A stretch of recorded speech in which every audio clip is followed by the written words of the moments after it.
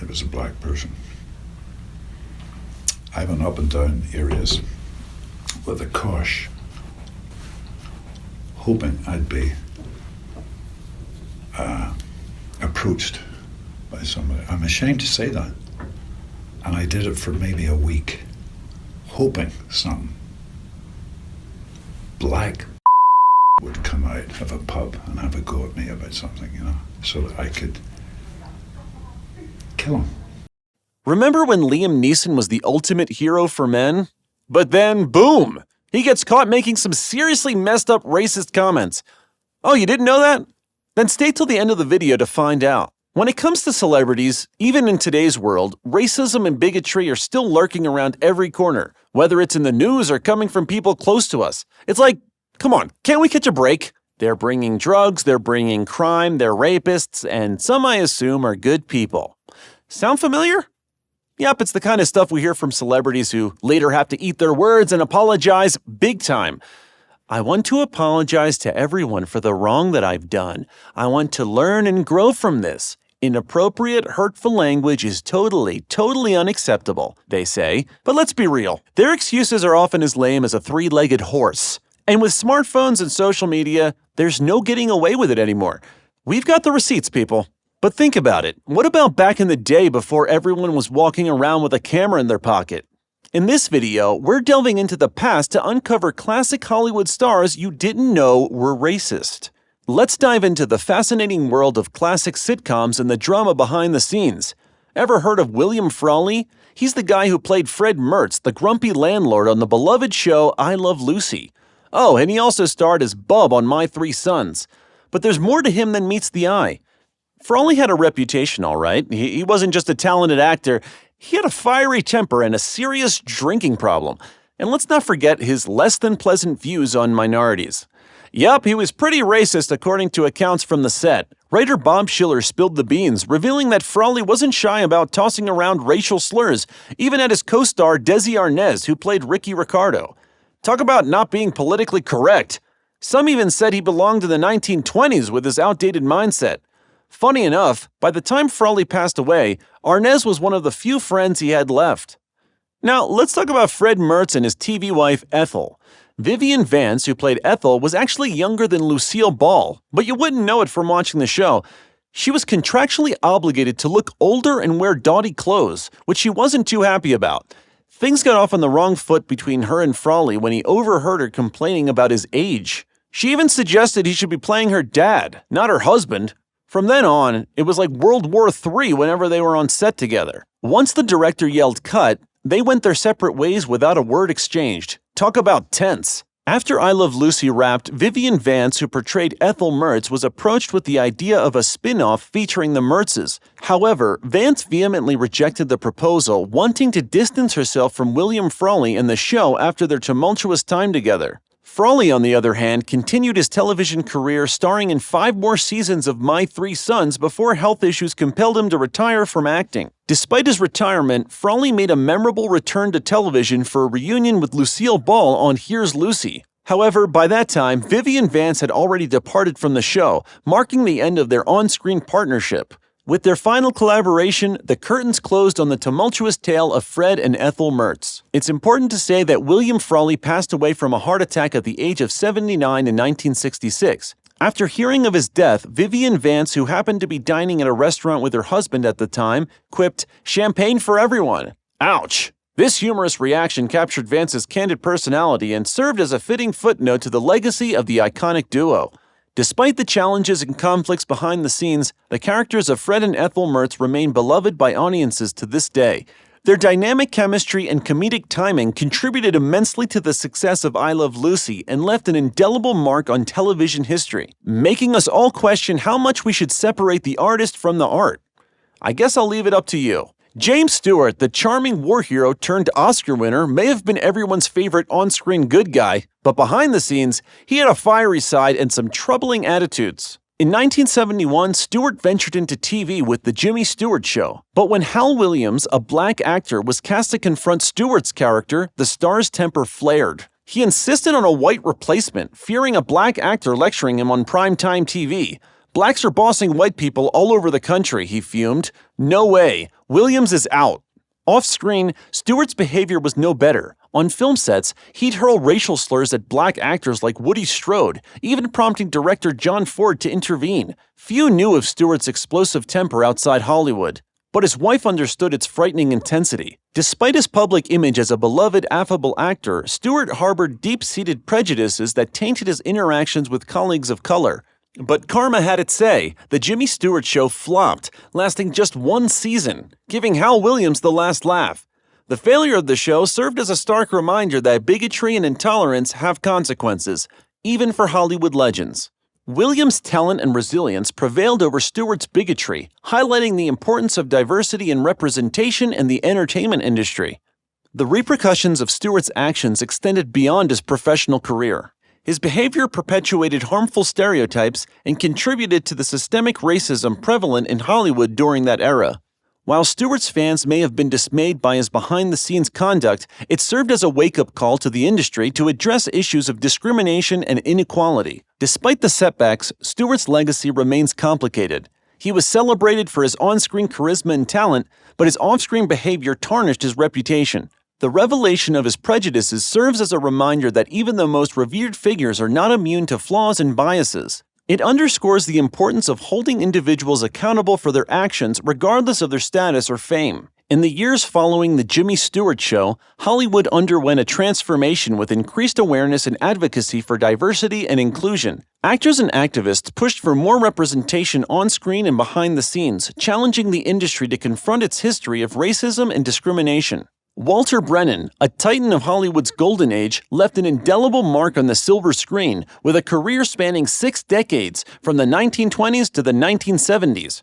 Renowned for his versatility and depth, Brennan remains the only actor to have won 3 Oscars for Best Supporting Actor. Beyond cinema, he graced television screens with memorable roles in classics like The Real McCoys and The Guns of Will Sonnet. However, behind his on-screen charisma lay a dark and troubling reality. Brennan was infamous for his outspoken racism, making no effort to conceal his prejudiced views. His affiliation with ultra-conservative groups like the John Birch Society and his participation in hate-driven initiatives such as the recording of the abhorrent album Negroes and the Civil Rights only exacerbated his divisive reputation. One of the creepiest stories about Brennan's racism is how he reacted when Martin Luther King Jr. was killed in 1968. They say that while they were filming The Guns of Will Sonnet, people heard Brennan laughing and cheering when they found out King had died. They even saw him dancing around happily on the set. This made people think he was a really mean person. Even though Brennan was famous and won awards for his acting, people still remember him for being racist. He didn't like people who weren't like him, and he wasn't afraid to show it. This made a lot of people upset and made them think he was a bad person. Brennan didn't just say racist things in public, he also treated people badly because of their race. Many people who worked with him say he used mean words and said bad things about people who weren't exactly the Caucasian type. He especially didn't like black people, and he wasn't afraid to show it. This made a lot of people angry and disappointed. Even though Brennan played nice characters in movies, he was different in real life. Behind the scenes, he was often angry and making comments that would have him trending on social media nowadays. This shows that sometimes people are not who they seem to be. After Brennan died, people still remembered him for his acting, but they also remembered how racist he was. Even though he was famous, his racism made people think less of him. If you're not too young to remember, John Wayne, the towering figure of Hollywood's golden age, rode tall in the saddle as the quintessential cowboy hero. With his rugged charm and 6'5" frame, he epitomized the spirit of the American West on the silver screen, earning accolades and adoration from fans worldwide. But behind the scenes, Wayne's persona took a darker turn in 1971 when revelations from a candid interview with Playboy magazine surfaced. In a shocking admission, the beloved star confessed to holding white supremacist beliefs, sending shockwaves through the industry and tarnishing his once spotless reputation.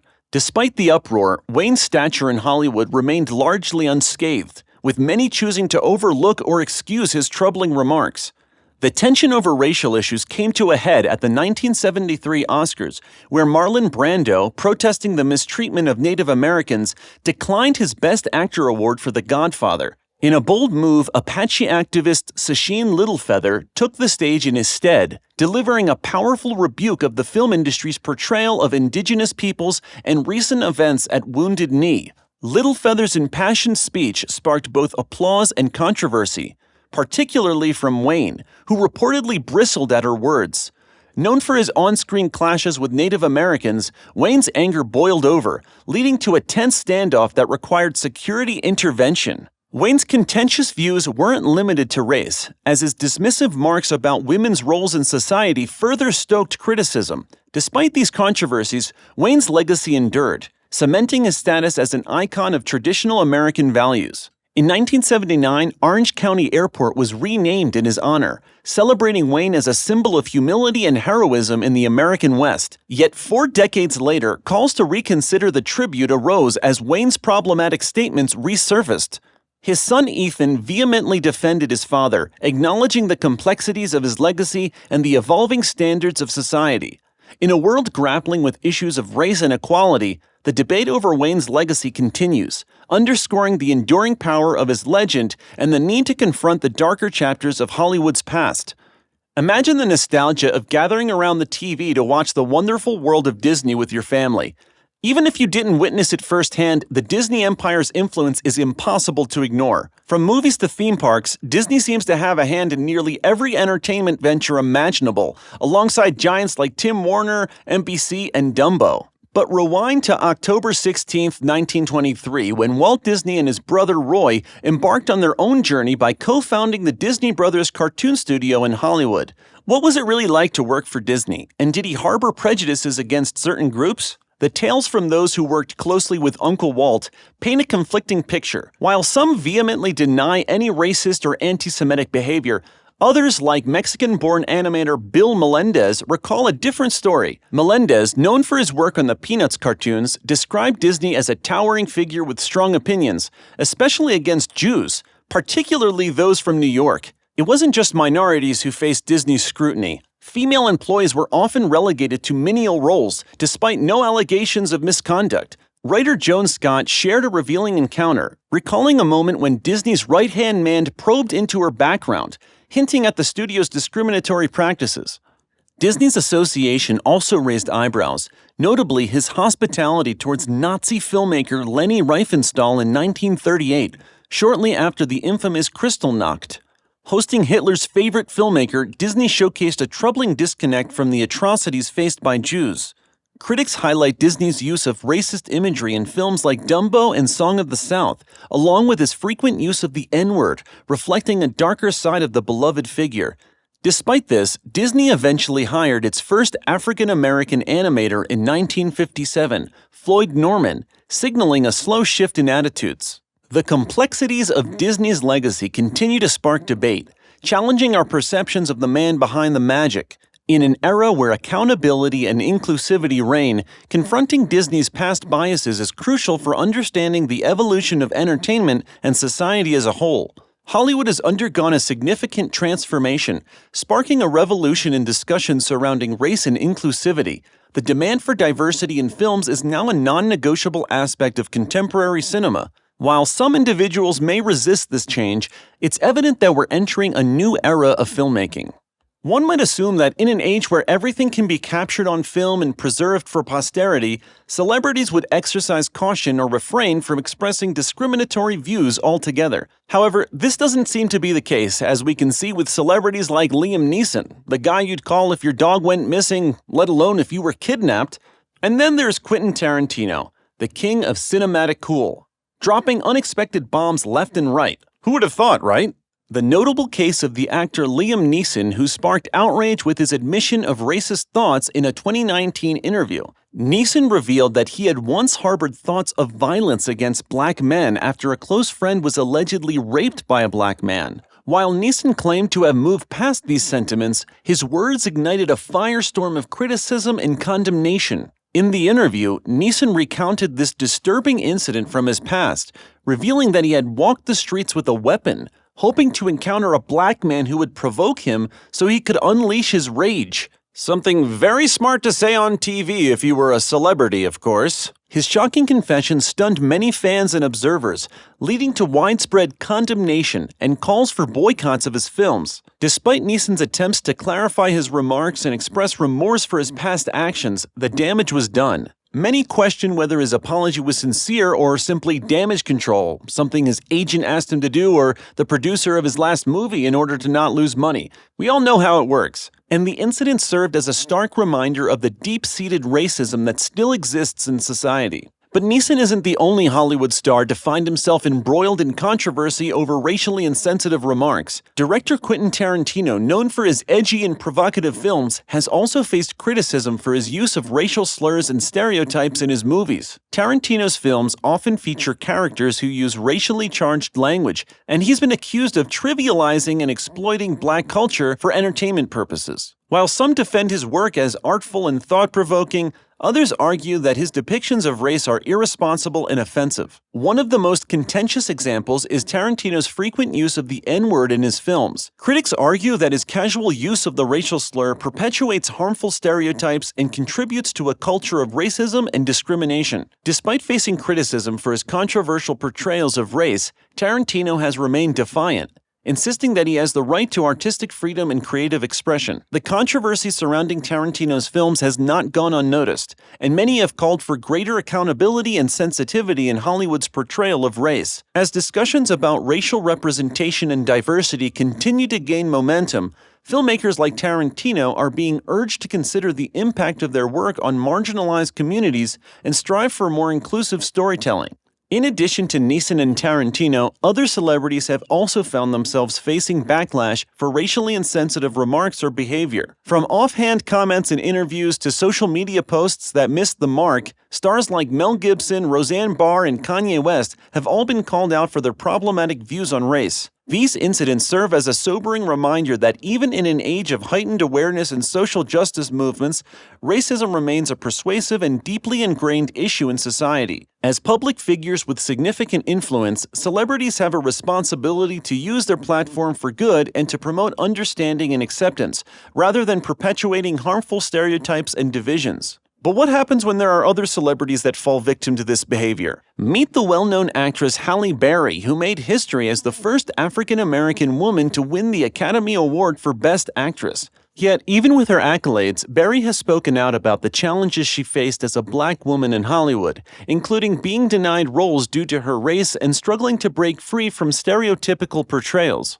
Berry's journey to success was far from easy. Despite her talent and determination, she encountered numerous obstacles along the way. Berry has recounted instances where she was passed over for roles because of her race, with casting directors expressing doubts about her ability to appeal to a wider audience. Berry refused to let these setbacks define her, and she persevered, ultimately proving her critics wrong with her groundbreaking performances. But Berry's experiences are not unique. Actor Will Smith, another Hollywood trailblazer, has also faced discrimination in the industry, despite his status as one of the most bankable stars. Smith has spoken openly about the lack of opportunities for black actors in leading roles and the hurdles he's had to overcome to carve out a successful career in a predominantly white industry. Smith's rise to fame was marked by perseverance and resilience. Despite facing numerous rejections early in his career, Smith remained determined to succeed, and his hard work eventually paid off. However, Smith has been vocal about the challenges he's faced as a black actor in Hollywood, including the pressure to conform to racial stereotypes and the limited opportunities available to actors of color. In recent years, both Berry and Smith have used their platforms to advocate for greater diversity and inclusivity in Hollywood. They've called attention to the need for more opportunities for actors of color and have spoken out against the industry's systemic racism. By sharing their own experiences and speaking truth to power, Berry and Smith have helped to shine a spotlight on the ongoing struggle for racial equality in the entertainment industry. Despite the progress that has been made in recent years, the fight against racism in Hollywood is far from over. While there have been notable successes, including Berry and Smith's groundbreaking achievements, systemic barriers continue to prevent many talented actors of color from realizing their full potential. And what do you think? To what extent should we separate the artist from the person? Do you know any other celebrities who've been accused of racism? Let us know in the comments. Thank you for watching, follow for more, and see you next time.